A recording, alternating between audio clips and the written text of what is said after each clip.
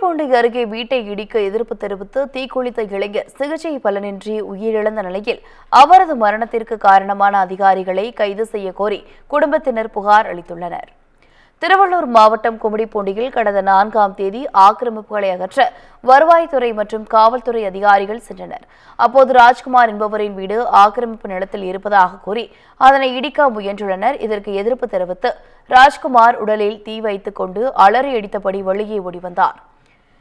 இந்த சம்பவம் பெரும் பரபரப்பை ஏற்படுத்திய நிலையில் இந்த சம்பவத்தில் அவர் படுகாயமடைந்து முதல் உதவிக்காக கும்மிடிப்பூண்டி அரசு மருத்துவமனையில் அனுமதிக்கப்பட்டார்.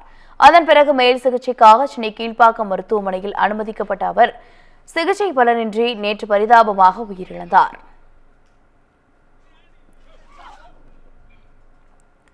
இந்த நிலையில் ராஜ்குமாரின் உயிரிழப்பிற்கு காரணமான அதிகாரிகள் மீது கடும் நடவடிக்கை எடுக்க கோரி அவரது மனைவி நிவேதா, அறம் திரைப்பட இயக்குநர் கோபி நயினார் உள்ளிட்டோர் கும்மிடிப்பூண்டி காவல் நிலையத்தில் புகார் அளித்தனர்.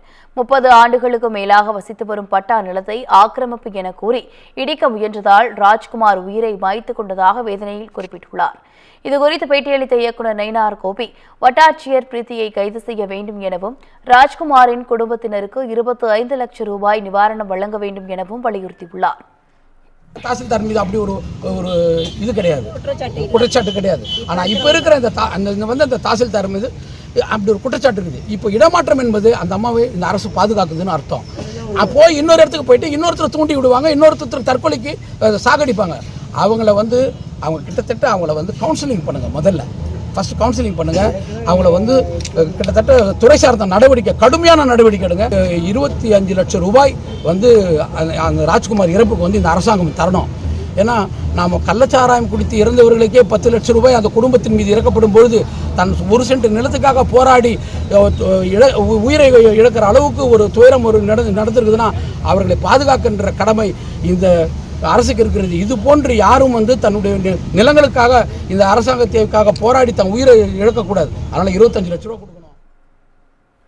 தொடர்ந்து பேட்டியளித்த ராஜ்குமாரின் மனைவி நிவேதா தனது குழந்தையின் கல்வி செலவை அரசை ஏற்றுக்கொள்ள வேண்டும் என கோரிக்கை விடுத்துள்ளார்.